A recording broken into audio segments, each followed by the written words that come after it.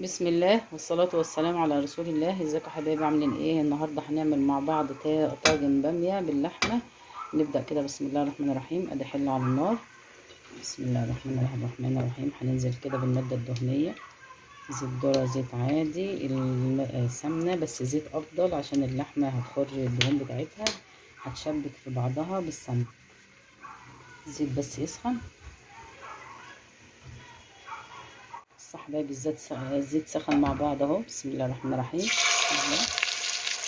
كمان الصوت الجميل ده.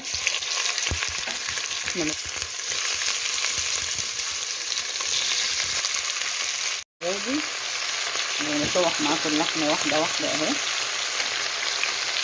تاخد لون كده جميل، تديكي طعم جميل في الشوربة اساسا، متحسيش فيها بأي زفارة.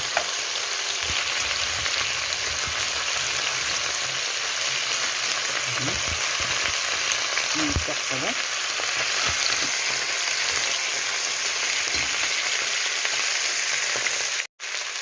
بصوا يا حبايبي، كده اللحمة كده خدت التشويحة تمام زي الفل اهي. اللون ده هنعمل ايه بقى في المرحلة دي؟ نحط ورقتين لورا كده،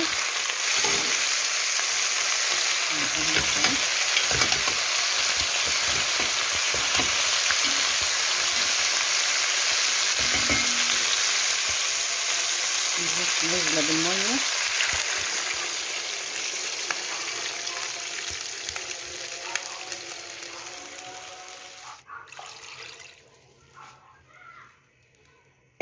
كده تمام. بس هنحط بقى فصين حبهان، ونسيبها تغلي لغاية ما تطلع الريم. وبعد كده بقى لما تغلي غلوتين وتطلع كل الريم اللي فيها، هنحط عليها بقى البصل ونحط عليها بقية التوابل. نشوفكم بعد ما تغلي ان شاء الله.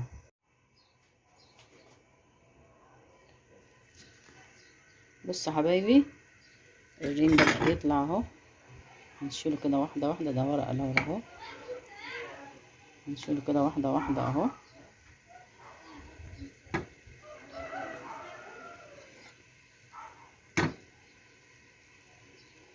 ورق الراولة والحبهان هو اللي بيخلي كل الريم ده يطلع. وبشيل تروحي محطية الثلاث بصلات دولت معاها، ونغطي، وبعد كده نوطي عليها النار. هنلتقي بعد ما تستوي ان شاء الله. بص يا حبايبي بقى، انا حطيت البصله تقريبا، الكاميرا فصلت لوحدها. حطيت البصله وبدات تاخد لون، نزلت كده بفص الثوم كده على طول، وعلى طول ننزل بالصلصه طماطم.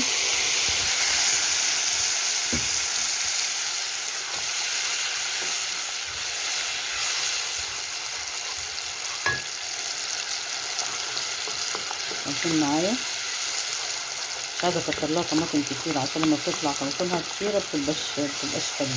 كل ما تبقى خفيفه الصلصه بتاعتها بتبقى احلى اللمه. بص يا حبايبي مع بعض تاني، انا حمرت البصله، بديت نعمل البتاع ده النهارده، صلى على النبي، نسيت الباميه، طاجن الباميه. صفرت البصله، ما خليتهاش تحمر، تقريبا الكاميرا فصلت، انا مش عارفه.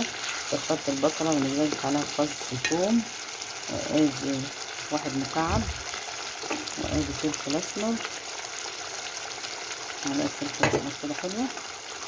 مش هحط الملح غير لما تبدا تتسبك معايا خالص، ومطي عليها النار لغايه لما تتسبك ان شاء الله.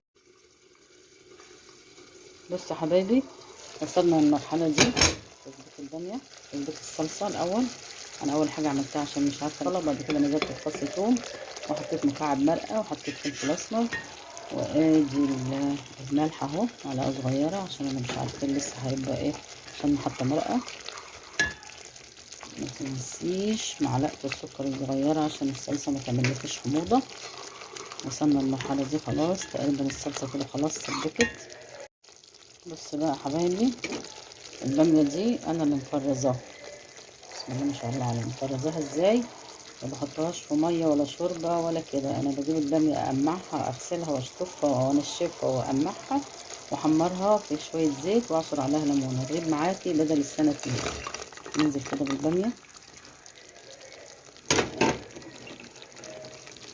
انزل بكل الكميه بتاعتي.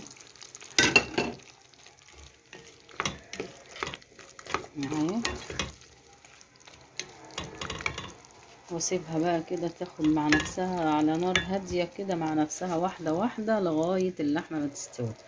نبص على اللحمة كده مع بعض. بسم الله الرحمن الرحيم. اللحمة ما شاء الله عليها مفيش ولا حتة ريمة، عشان لو كانت الكاميرا فصلت برضه انا مش عارفة. انا حطيت بعد ما طلعت الريم نزلت بالبصل اهو، نزلت ببصلتين 3 وحطيت لها شوية بهارات لحمة وسيبها مع نفسها لغاية ما تستوي. وبعد كده قبل ما تستوي حاجة بسيطة هنحط لها الملح ونفضل البامية في الطاجن ونوريها لكم وهي داخلة الفرن ان شاء الله. بصوا حبايبي البامية خلاص اهي ما شاء الله عليها تسبك. لما وصلت للمرحلة دي كمان صوت الشكشكة هي كده دخلت في السوا خلاص. هننزل بشوية مية كده صغيرين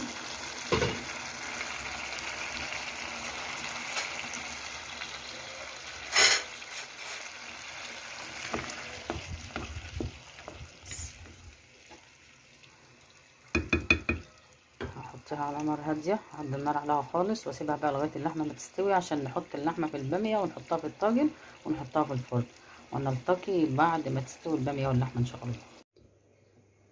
بصوا يا حبايبي بسم الله ما شاء الله البامية خلاص اهي بسم الله ما شاء الله عليها. احنا كده هنوطي عليها خالص على شمعة لغاية اللحمة ما تستوي ونفضيها ونحطها في الطاجن وندخلها الفرن، نلتقي بعد ما تستوي اللحمة. بسم الله الرحمن الرحيم. بصوا يا حبايبي قلبي بسم الله ما شاء الله تبارك الله. البامية مش محتاجة طاجن ولا محتاجة فرن ولا اي حاجة، بس انا عشان احنا قلنا هنعمل طاجن. ادي الطاجن معايا اهو، هنزل كده بيها اهي. بسم الله الرحمن الرحيم. اللحمة بالبامية اهي بسم الله ما شاء الله تبارك الله.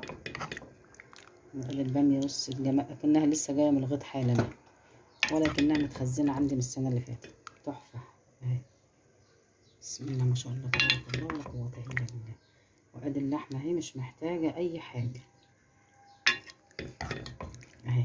شوف التحميرة اللي حمرتها في الاول يا دوب، بس انا هنحطها تحت الشواية مش اكتر من 10 دقايق بس عبل الاذان ما يأذن، وتاكلي احلى بامية احلى طاجن بامية بألف هنا وألف شفا. ادي البامية اهي بسم الله الرحمن الرحيم اهي بسم الله ما شاء الله تبارك الله ولا قوة الا بالله. تحفة اهي. هنحطها في تحت الشواية 10 دقايق ونوريها لكم لما تطلع ويلا لك. بص بص يا حبايبي ايه رايكم في طاجن البامية بعد ما خلصت؟ تعالى كده اهو شغلنا. يلا حبايبي شفتوا بقى طاجن البامية بتاعي تحفة التحف تحفة تحفة تحفة. ما تنسوش تجربوا وصفتي وتقولوا لي ايه رايكم في التعليقات، ولو عاوزين اي حاجة اطلبوها مني. وما ينفعش بقى نعمل اللهم صل على النبي طاجن البامية ده نعمل معاه الا طاجن رز معمر. بسم الله ما شاء الله تبارك الله ولا قوة الا بالله. ايه رايكم؟ انا كنت عاملاه قبل كده من زمان اول ما نزلت القناه، بس لو حابين نعمله لكم مره تانية ما عنديش مانع. يلا بقى اشتركوا في قناتي واعملوا لي لايك وشير وقولوا لي رايكم في التعليقات، والى اللقاء في فيديو اخر ان شاء الله.